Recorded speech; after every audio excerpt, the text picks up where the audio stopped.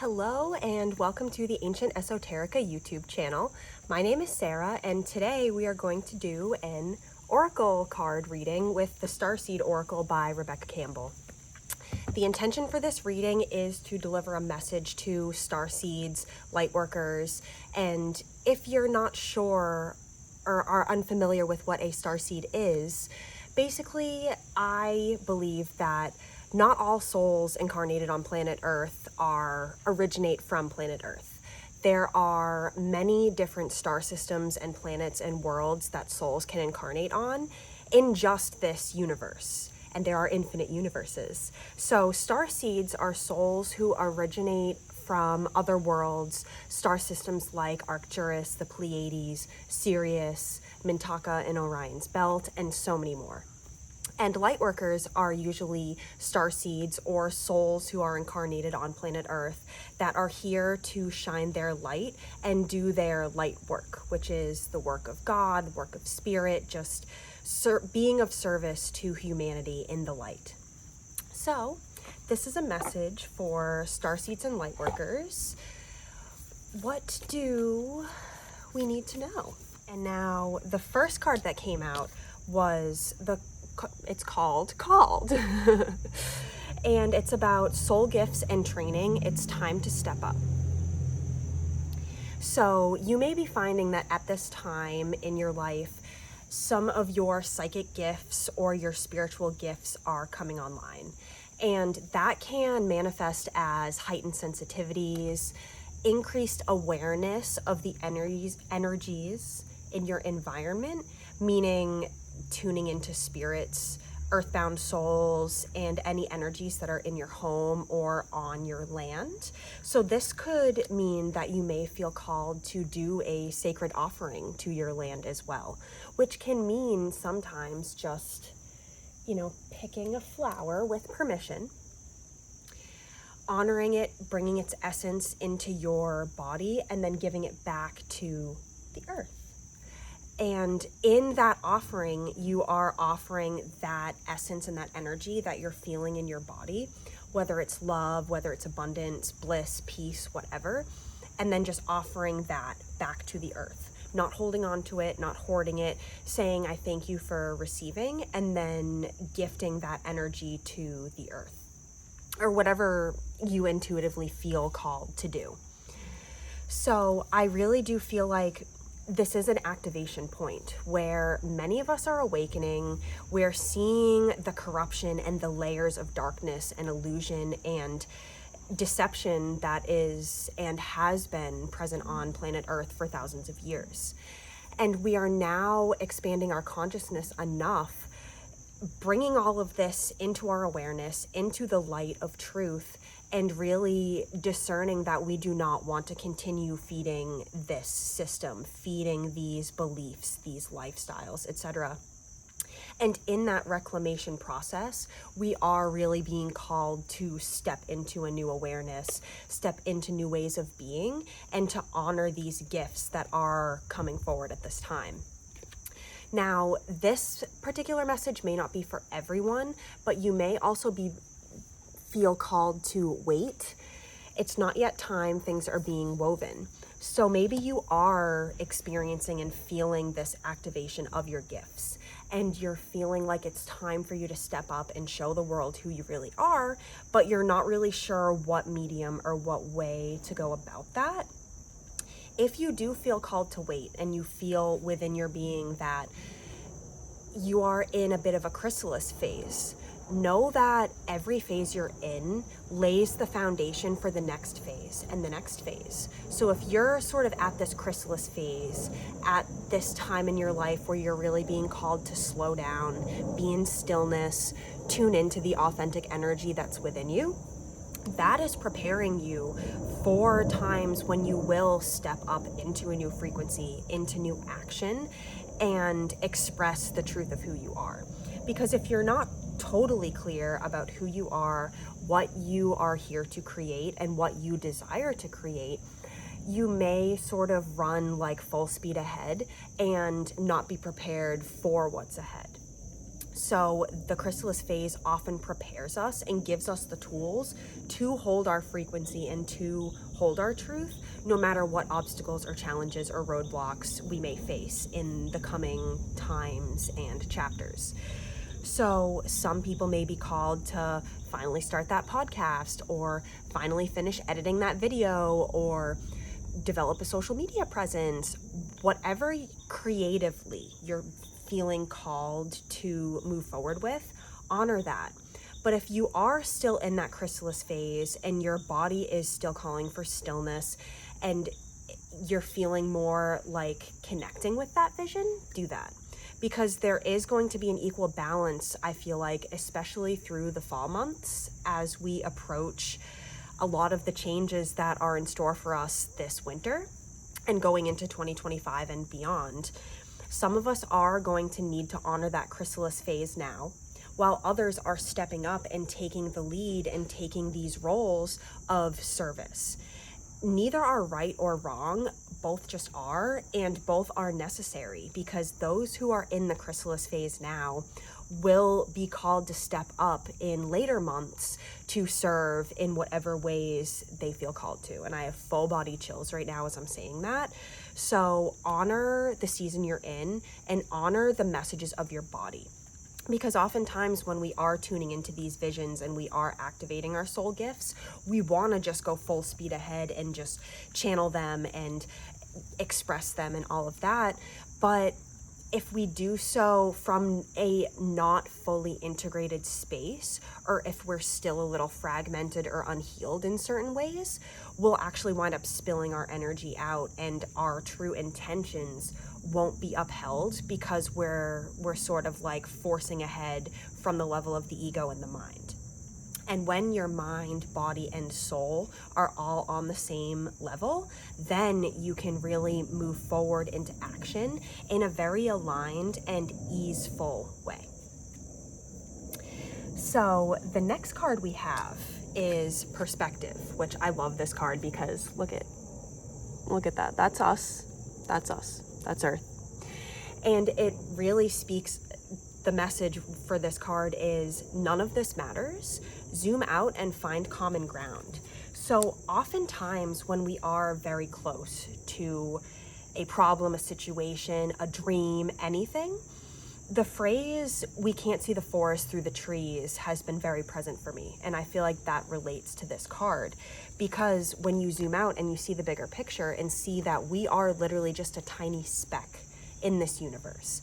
And now if you're tuning into this video and felt resonant with the term Starseed or Lightworker, this may come as a reminder that you are only here temporarily, and this is not your final destination, and it is not the full truth of who you are. Your soul comes from elsewhere, comes from these other worlds. And the more you can honor your multidimensionality and honor this fact that you are in fact a visitor on planet Earth, that if you do not resonate with the way things are done, that's okay, because you are meant to be doing things differently. And another card that came up right alongside this one was You've Got the Love, which is Hadarian energy, which Hadar is one of the Starseed lineages that I have worked with a lot in my life. And this energy is very much just unconditional love. And it can be very overwhelming and very forceful, but not in a negative way. A lot of Hadarian souls, when they meet someone and feel chemistry and connection with someone, they often want to jump in with both feet and fully love and express their love to people. And one of the shadow dysfunctional aspects of these Hadarian souls is that they often can push people away because their love is so upfront and is so strong that it can actually kind of scare people who are not used to that, especially earther souls. And another thing that comes with a lot of Hadarian energy is codependency, because they have so much love to give, and love on planet Earth is so conditional. So many Hadarian souls will cling onto and create these codependent relationship or love patterns because they are so unconditionally loving, but they are used to conditional love, which goes against their divine nature. So they will enmesh themselves in this giving and receiving of love because they want to hold on to it, becoming codependent. And so if this resonates for you, and I will say, if you are interested in discovering your starseed lineages or star systems that your soul may be connected to, I offer Akashic Records soul readings. You can check it out on my website. The link will be in the description. But my soul reading shares with you where your soul originates from, any other star systems that you may have spent a significant amount of time on, and what your energy centers are. So what your primary gifts are, how you express energy, how you are designed to show up in the physical experience, and so much more. Check that out on my website if you're interested. But many of you may be Hadarian souls who are experiencing a chrysalis phase, or who are experiencing a lot more challenges at this time because of the upheaval and these transitional energies that are present on Earth. And Spirit is really inviting you guys and all of us to surrender. Fall into my arms is this next card. And when we surrender, and it also says surrender, holding the opposites and the extremes of life. So Spirit is really inviting us to remember that any of these hardships, any of these dark night of the soul moments, these difficulties, challenges that we may be experiencing, there is going to be an equal light that we move into as we approach new chapters and new experiences in our lives. So when you are in those dark periods, remember that you can lean into it and you can surrender it all to God, to Spirit, to your spirit guides, your higher self. You don't have to fix it. You don't have to control it, and it's not your burden to bear. You can give that to Spirit and know that whatever energies you're in, they are going to shift. And if you were to turn and face this darkness, surrender to it and be fully with it, just know that you will not be stuck in it. Because oftentimes our ego tries to fix and tries to change and control these uncomfortable energies and emotions because we're afraid we'll be stuck in it and it will be our forever reality. But this just is not true, because there are extremes of life. As there is darkness, there is an equal lightness to all life. And when we are able to hold these opposites and honor them and know that any discomfort or darkness we are in will shift, this too shall pass, it is easier to surrender. So if you are experiencing those dark night of the soul energies and any intensity, and you are drawn to this reading, something that really wants to come through for you is that you hold the love within you. And the more you can remember who you are, tune into your soul, your starseed origins, your these lineages that you are connected with, even other lineages that you're connected with on Earth. If you feel resonant with shamanic wisdom, Celtic wisdom, any lineage that you feel drawn to, when you can connect with that which feels like home and that which feels like you, it can really be that anchor through the storm. Ooh, that was good. Because when we have that anchor, whenever any of these human things come up, like health issues, health crises, emotions, betrayals, others' unconsciousness, whatever it is that's troubling you, when you have that anchor of your core and of who you are beneath it all and beyond the stories and the programmings and everything, it can be that guiding light that guides you to higher ground and to new chapters and more suitable energies that resonate with the entirety of your being. And so the last card we have here is a new earth. Oh, I have chills on this whole arm the second I picked up this card. This deck is amazing too. If you are on the Lightworker path, if you resonate with being a starseed, I highly recommend checking out Rebecca Campbell's work. She has a bunch of oracle decks, books that really help starseeds and all sensitive mystic souls who are journeying on Earth at this time, because we are here to create a new Earth.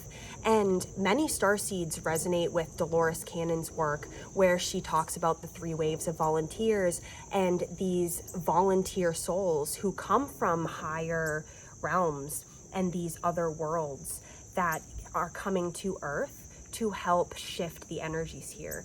Because I'm not going to get too much into this, but we as a collective of humanity made a choice over 12,000 years ago in the times of ancient Atlantis that caused our fall from grace, our fall into unconsciousness. And since then, we have been sort of working through the karmic repercussions and the karmic energies that result from that. And we are here to anchor a new frequency and to build a new Earth. So if you resonate with this, really tune into what you want to create and who you are here to be, and that will really help you weather the storms. So I'm sending you so much love. Peace out and namaste.